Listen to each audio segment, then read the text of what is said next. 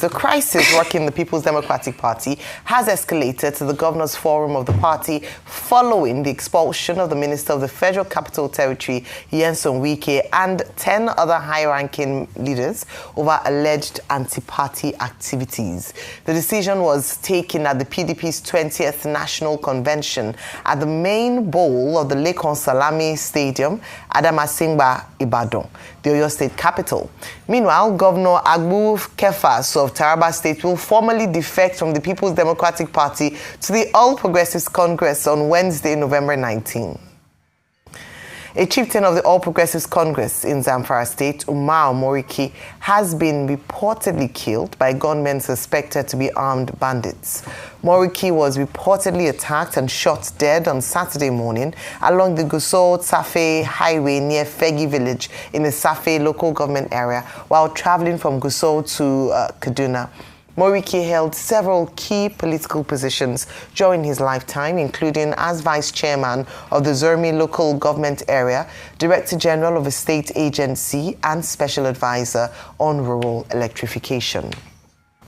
And finally, Cameroonian opposition leader Issa Chiroma Bakari is currently under the watch of Nigerian security operatives in Yola, Adamawa State capital, according to a BBC report. This is as Nigeria declined a request from Cameroonian authorities to hand him over to the country. Although a reliable source had told Daily Trust on Wednesday, November 5, that he had since moved to Abuja, the newspaper was unable to confirm if he was still in Abuja as of Wednesday night. Joining us on Political Brief to discuss these stories is Arise Director of News and Politics Editor, Sumna Sambo. Good morning, Sumna, and thank you for joining us today for Political Brief. Thank you so much. Good morning to our viewers. Good morning, Sumna. Well, we could say PDP convention the morning after. We've been discussing that all through the weekend and this morning. Just to ask for your take, what you think, and what next for the People's Democratic Party. And then as for the opposition leader in Cameroon, who is now in Nigeria, well, it's to be expected that he's now seeking asylum, as it were, in Nigeria. After all, the authorities in Cameroon have made it clear that they will be held responsible for the outbreak of protests after that presidential election, which Paul Biya was declared to have won. But the right to asylum is a basic international right. So the Nigerian government is right to say, well, they are not going to hand him over to Cameroon. But, you know, what do you think?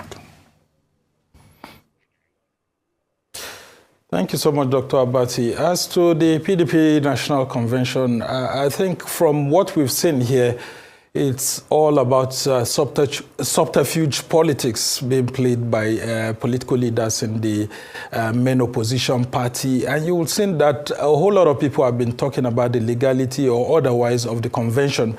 But generally, you will see that if we are to go by what the law books actually say, I mean, specifically the Electoral Act, Section 82 of the Electoral Act clearly states that INEC doesn't necessarily need to be at that convention, as some people have been saying. What they need to do is to ensure that the political party in focus, it may be PDP, APC, any other political party, has issued the 21-day notice.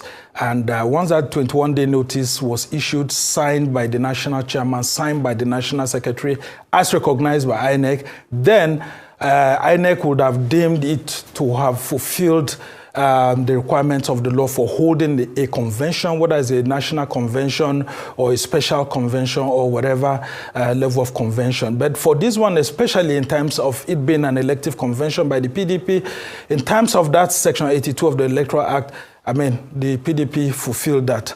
But of course, the issues that we now have are the courts of coordinate jurisdiction, all issuing out different court orders.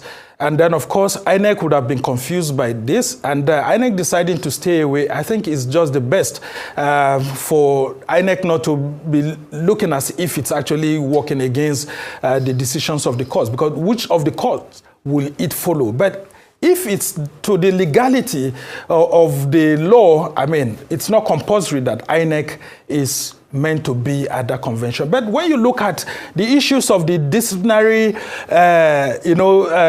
of members, the decision to expel Nyesom Wike and all other members that were, expelled is something that may be very, very controversial in the long run when it's tested in the court of law.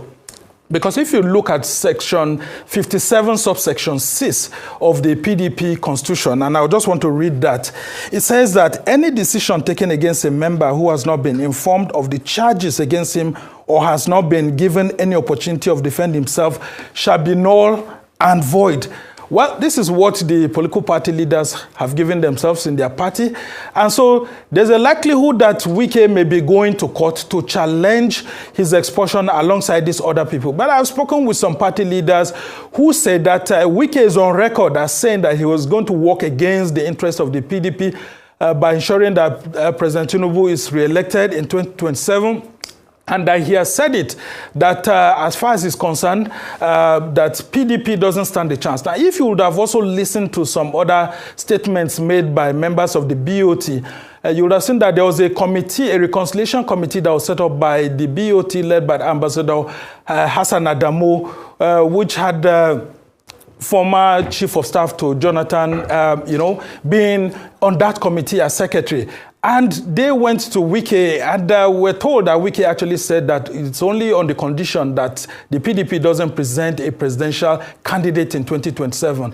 Now, some of these party leaders said that that's an affront against the PDP for him to have said that, or it's a fight to finish and all of that.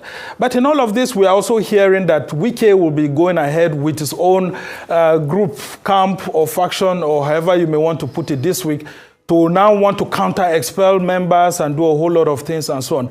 So, well, it all goes to the issues of internal democracy in our political parties, and then, of course, the state of the health of the judiciary in Nigeria. I would have thought that the judiciary will have a platform whereby when statements or court orders, in this case, it's rulings, or court orders are issued, there will be a platform, an electronic platform where courts of coordinate jurisdiction will know that this has been issued in one court and then another judge will not go ahead and do that. But you can see that it's a whole lot of mess. And so as it stands now, it's good to hear that the new national chairman is saying that he's going to ensure that there will be discipline in the party. And so we all wait and see how things play out. But on the issues of Cameroon that you raised, well, the latest information we have is that Bakari Chiroma has gone back to Cameroon. He's in the northern part of Cameroon, in Garua specifically, and he's not in Yola or in Abuja, but he had been in Nigeria. He fled to the northern part of Nigeria, specifically Yola, Adamawa, where he stayed there for quite some time. And within this instance, the Nigerian authorities have to see how they manage this very carefully. I mean, President Bola Tinubu himself was a political refugee at some point in time. So if this is happening, there has to be a win-win situation as to how to resolve this particular issue between Nigeria and Cameroon. But Nigeria should not allow this political asylum seeker, if it does seek political asylum in Nigeria, to be left to the wings, because we all know that a whole lot of people are tired of the rule of Paul Biya, and this will be, a situation whereby, it could be a very difficult situation for the country. So Nigeria must ensure that the political situation in Cameroon is properly managed so that that country does not, lead to a situation whereby separatist movement will take over. Remember the Ambazonia movement that's ongoing now in Cameroon, saying that they want to leave Cameroon. And then Nigeria has a special interest in Cameroon because, in the 1960s, there was there was a decision as to, both northern and southern Cameroon, whether they will be a part of us. Some of them agreed to be a part of, which is now Adamawa State. And then this is where we are at the moment. So Nigeria should take a special interest in the politics of Cameroon. All right, thank you so much, Sum. Now we are completely out of time. I wish you could just say, a bit on Umar Mariki, Zamfara State. But can you maybe just a sentence on that? Very sad news coming in from there. Suspected bandits have killed a chieftain of the APC. If you can just say a brief sentence on that, please. Yeah, I mean, this just shows to us that politics aside, the issues of insecurity needs to be taken very, very importantly by the APC-led federal government. Look at what's happening in the northwest, northeast, and then the north central of the country.